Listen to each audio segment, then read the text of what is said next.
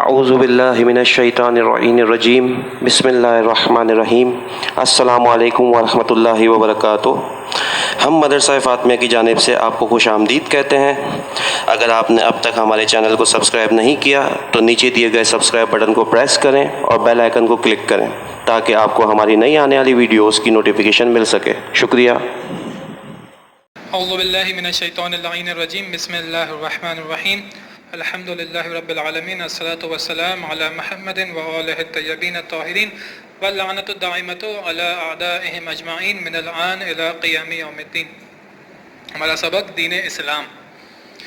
اللہ کا دین ہمیشہ سے اسلام ہے اور سب انبیاء اسلام ہی کی تبلیغ کرتے رہے اور ان کے سب ماننے والے مسلم تھے۔ قرآن مجید میں بھی حضرت آدم، حضرت نوح مسلم تھے اور حضرت ابراہیم نہ تو یہودی تھے اور نہ نصرانی بلکہ مسلم تھے۔ جب حضرت آدم آئے، اللہ کا ایک ہی دین ہے جسے اسلام کہا جاتا ہے۔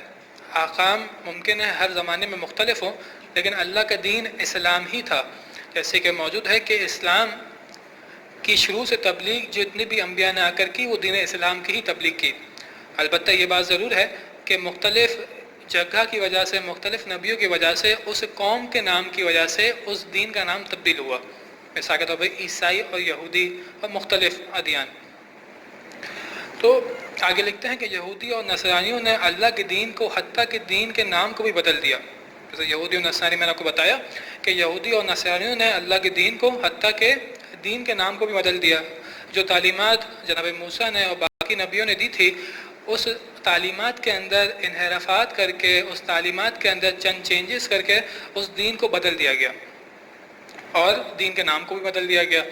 انہوں نے اللہ کے دین اسلام کا نام یہودیت اور نصرانیت رکھ دیا۔ حضرت یعقوب کے چوتھے بیٹے یہودا کی نسبت سے حضرت موسیٰ کے ماننے والے یہودی کہلائے جانے لگے۔ حضرت یعقوب کے 11 بیٹے بہت مشہور ہے کہ جن میں سے ایک بیٹے کا نام یہودا تھا۔ جب حضرت یعقوب کی نسل آگے بڑھی تو اس بیٹے کی وجہ سے جو دین موجود تھا اس کا نام یہودیت رکھ دیا گیا۔ جو جناب موسیٰ نے تعلیمات دی، جو جناب موسیٰ نے دین آپ تک جب لوگوں تک پہنچایا تو اس دین کا نام جناب یعقوب کے بیٹے یہودا کی وجہ سے یہودیت رکھ دیا گیا۔ آگے کہتے ہیں کہ جناب موسیٰ کے ماننے والے یہودی کہلانے جانے لگے اور فلسطین کے شہر ناصرہ کی نسبت سے حضرت عیسیٰ کے ماننے والے نصرانی کہلائے جانے لگے، کیونکہ حضرت عیسیٰ کا بچپن ناصرہ شہر میں گزرا تھا۔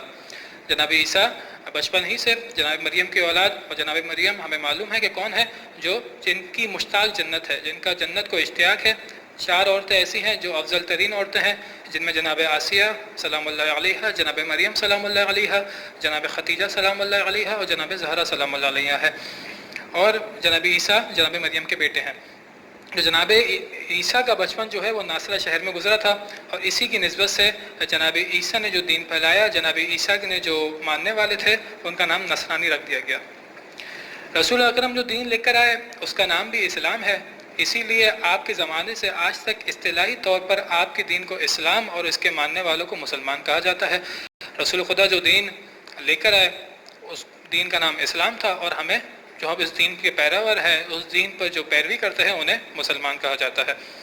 مسلمان کی دینی کتاب قرآن مجید ہے، اس میں اسلام کے معارف اور احکام بیان کیے گئے ہیں۔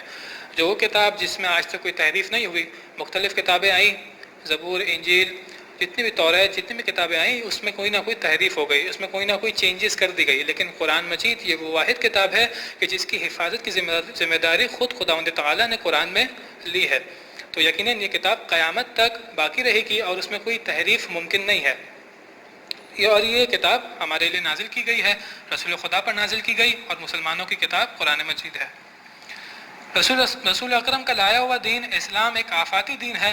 یہ کسی خاص قوم یا سرزمین کے لیے نہیں بلکہ پوری دنیا کے انسانوں کی ہدایت اور نجات کے لیے بھیجا گیا۔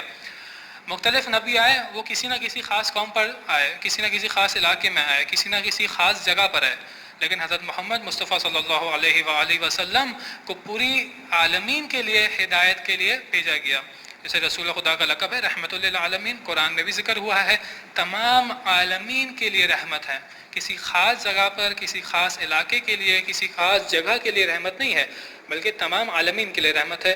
اسی طرح تمام عالمین کے لیے ہدایت کا سبب ہے، تمام عالمین کے لیے ہادی بن کے رسول خدا صلی اللہ علیہ وآلہ وسلم اس دنیا میں آئے۔ یہ ایک جاویدانی دین ہے جو قیامت تک باقی رہے گا اور کبھی نہیں مٹے گا۔ اس کی ذمہ داری خداوند تعالیٰ نے لی ہے کہ یہ دین قیامت تک چلے گا، اور دین اسلام پر اب جو بھی ہے اس کے لیے ضروری ہے کہ وہ دین اسلام پر آ جائے، کیونکہ یہ خداوند تعالیٰ نے تمام ادیان کے بعد دین اسلام کو معتبر کر دیا۔ قرآن مجید میں ارشاد ہوتا ہے ان الدین عند اللہ الاسلام وما اختلف الذین اوتوا الکتاب الا من بعد ما جاءهم العلم بغیا بینہم ومن یکفر بآیات اللہ فإن اللہ سریع الحساب۔ دین تو اللہ کے نزدیک صرف اسلام ہے۔ قرآن میں ارشاد ہوتا ہے کہ اللہ نے شروع سے لے کر ایک ہی دین بھیجا جسے اسلام کہا جاتا ہے، اور اہل کتاب نے حقیقت جان لینے کے بعد محض شرارت کی بنا پر اس دین سے اختلاف کیا، صرف شرارت کی بنا پر اس دین میں تحریف کی، چیزوں کو بدلا، چیزوں میں چینجز لائے۔ جس شخص نے اللہ کی نشانیوں سے انکار کیا وہ سمجھ لے کہ یقیناً اللہ اسے بہت جلد حساب لے گا۔ خداوند تعالیٰ نے انتقام کا بھی حکم دیا ہے کہ جس نے خداوند تعالیٰ کے دین میں انحراف کیا، تبدیلی کی، خداوند تعالیٰ اسے سخت حساب لے گا۔ رسول اکرم کی بعثت کے بعد اللہ کی اطاعت کرنے، آپ کو آخری نبی ماننے، گزشتہ انبیاء کی تصدیق کرنے، شریعت محمدی پر ایمان لانے اور اس پر عمل کرنے کا نام اسلام ہے۔ جب دین محمدی، دین اسلام اس دنیا میں آیا تو اس کے بعد اللہ کی اطاعت کرنے، آخری نبی کو آخری نبی ماننا، گزشتہ انبیاء کی تصدیق کرنا جو پہلے انبیاء گزر چکے ہیں، شریعت محمدی پر ایمان لانا اور اس پر عمل کرنے کا نام اسلام ہے۔ رسول اکرم کے دور سے لے کر قیامت تک کے مسلمان ہونے والوں کے لیے ضروری ہے کہ وہ زبان سے کلمہ شہادت یعنی اشہد ان لا الہ الا اللہ و اشہد ان محمدن رسول اللہ پڑھے۔ یعنی ہمارے لیے ضروری ہے کہ ہمارا کلمہ کیا ہے؟ اشہد ان لا الہ الا اللہ و اشہد ان محمد رسول اللہ۔ جو بھی اس کلمے کی تلاوت کرے گا وہ پاک ہے اور مسلمان ہے۔ اور یہاں پر یہ بات واضح ہونی چاہیے کہ جو پہلے نصرانی اور جو اہل کتاب ہے وہ بھی پاک مانے جاتے ہیں لیکن مسلمان نہیں ہیں۔ میں گواہی دیتا ہوں کہ اللہ کے سوا کوئی معبود یعنی کوئی معبود نہیں ہے، کوئی عبادت کے لائق نہیں ہے، اور میں گواہی دیتا ہوں کہ حضرت محمد اللہ کے رسول ہے۔ کلمہ شہادت پڑھنے والا کے علاوہ مسلمان پر یہ لازم ہے کہ اللہ کے فرشتوں اور اس کی کتابوں پر ایمان لائے۔ کن چیزوں پر ایمان لانے کا کہا گیا ہے؟ اللہ کے وحدانیت پر، رسول خدا کی رسالت پر کہ وہ آخری نبی ہے، گزشتہ انبیاء کے اوپر، شریعت محمدی پر ایمان لانا، خداوند تعالیٰ کے بھیجے ہوئے فرشتوں پر ایمان لانا، یہ بھی لازم قرار دیا گیا ہے۔ اللہ کے فرشتوں اور اس کی کتابوں پر ایمان لائے، جو پرانی کتابیں خداوند تعالیٰ نے بھیجی ہیں، توریت، انجیل، زبور، ان تمام کتابوں پر بھی ہمیں ایمان لانا ضروری ہے۔ نیز اللہ کے سب رسولوں کو بلا تفریق مانے، کیونکہ ان سب کی دعوت ایک تھی۔ کسی بھی رسول کی دعوت الگ نہیں تھی کہ کسی رسول نے کسی اور دین کی تبلیغ کی ہو، کسی رسول نے کسی اور دین کی تبلیغ کی گئی ہو، کسی رسول نے کسی اور دین کی تبلیغ کی ہو، بلکہ سب کے سب نے، تمام انبیاء نے دین اسلام کی ترویج کی، دین اسلام کی تبلیغ کی۔ وہ اسلام کے ضروری احکام مثلا نماز، روزہ، حج اور زکوٰۃ وغیرہ کا انکار نہ کرے، اور اسلام نے جن چیزوں کو حرام قرار دیا ہے ان کو حلال نہ جانے، یعنی دین کے اندر کوئی تحریف نہ کرے۔ جن چیزوں کو خداوند تعالیٰ نے آپ پر واجب قرار دیا گیا ہے اسے واجب ہی سمجھے، اس پر عمل کرے، اور جن چیزوں کو حرام قرار دیا گیا ہے اس کو حرام سمجھے اور اس چیزوں سے بچے۔ اگر یہ تمام چیزیں ایک انسان میں موجود ہے تو یقیناً وہ ایک سچا مسلمان ہے۔ اور آخر میں دعا ہے خداوند تعالیٰ ہمیں ایک سچے مسلمان بننے کی توفیق عنایت فرمائے۔ وآخر دعوانا ان الحمد للہ رب العالمین۔